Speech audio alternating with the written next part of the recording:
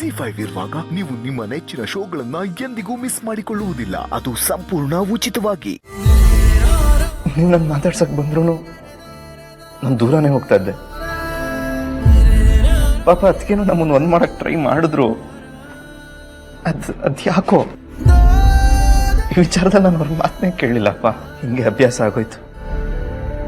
ಯಾವತ್ತೂ ನಿಮ್ ಬಗ್ಗೆ ಯೋಚನೆ ಮಾಡ್ತಾ ಇದ್ದವನು ಪ್ರತಿ ವರ್ಷ ಹೋಲಿ ಬಂದಾಗ ಮಾತ್ರ ನಿಮ್ ಬಗ್ಗೆ ಯೋಚನೆ ಮಾಡ್ತಾ ಇದ್ದೆ.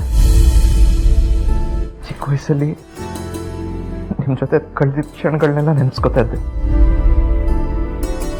ನಿಮ್ಗೆ ಅಂತ ಗಿಫ್ಟ್ ಎಲ್ಲ ತಂದಿಟ್ಕೊಳ್ತಾ ಇದ್ದೆ.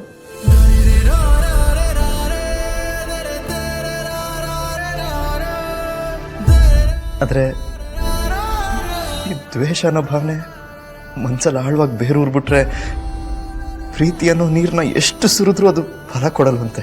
ಹಂಗೆ ಆಯ್ತು ನಮ್ಮಿಬ್ರ ಕತೆ.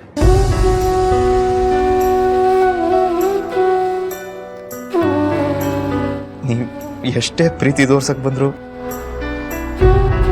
ನಾನು ನಿಮ್ಮನ್ನಷ್ಟೇ ದ್ವೇಷ ಮಾಡ್ತಾ ಇದ್ದೆ. ಆದ್ರೆ ಇವತ್ತು ಫಸ್ಟ್ ಟೈಮ್ ದೀಪ ಅವರು ನನ್ನ ನಿಮ್ಮ ಹತ್ರ ಬಿಟ್ಟಾಗ ಮೊದಲು ಉಸಿರು ಕಟ್ದಂಗೆ ಆಯ್ತು. ಆದ್ರೆ ಆಮೇಲೆ ನಿಮ್ಮ ಮಾತು ಕೇಳ್ತಾ ಕೇಳ್ತಾ ಎದೆ ಭಾರ ಆಯ್ತು. ಎಷ್ಟೋ ವರ್ಷದಿಂದ ಅಳು ಅನ್ನೋದನ್ನೇ ನೋಡ್ದಿದ್ದ ನನ್ನ ಕಣ್ಣು ನೀರು ಸುರಿಸ್ತು. ಯಾವಾಗ ನೀವು ನನ್ನ ಕಾಲಿಟ್ಕೊಳಕ್ ಬಂದ್ರು ಅವಾಗ ನನ್ನ ಉಸಿರು ನಿಂತೋದಂಗ ಆಯ್ತಪ್ಪ.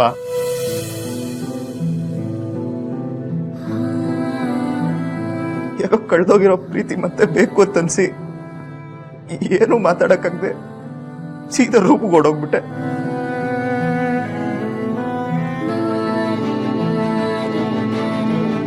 ನಿಮ್ಮನ್ನ ಏನಂತ ಮಾತಾಡಿಸ್ಲಿ?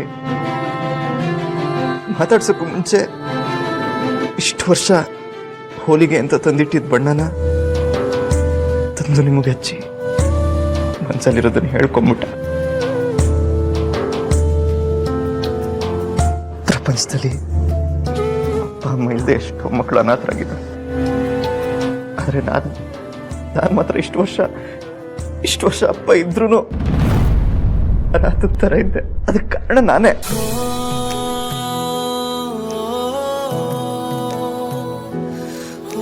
ನನ್ನಿಂದ ಆಗಿರೋ ತಪ್ಪಿಗೆ ದಯವಿಟ್ಟು ಈ ಮಗನ ಕ್ಷಮಿಸಿ.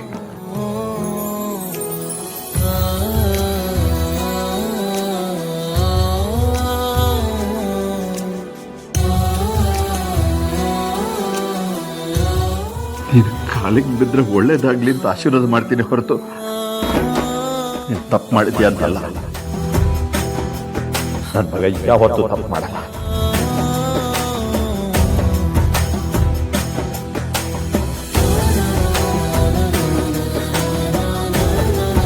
ಮಗನೇ, ಈ ಗಳಿಗೆಯಲ್ಲಿ ನಾನು ನಿನ್ನ ಹತ್ರ ಕೇಳ್ಕೊಳ್ಳೋದಿಷ್ಟೆ.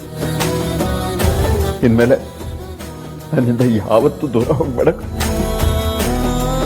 ಸಾಯೋವರೆಗೂ ನಿನ್ ಜೊತೆನೇ ಇರಬೇಕು ಅಷ್ಟೇ ನನ್ನ ಆಸೆ. ನನ್ನ ಕೊನೆ ಉಸಿರಿರೋವರೆಗೂ ನಿಮ್ಮಿಂದ ನಾನು ಎಲ್ಲೂ ದೂರ ಹೋಗಲ್ಲಪ್ಪ. ಹಾಗೆ ನಿಮ್ಮನ್ನು ಎಲ್ಲೂ ದೂರ ಹೋಗಕ್ ಬಿಡಲ್ಲ. ನನ್ಗೆ ನೀವು ಬೇಕು, ನಿಮ್ ಪ್ರೀತಿ ಬೇಕಪ್ಪ.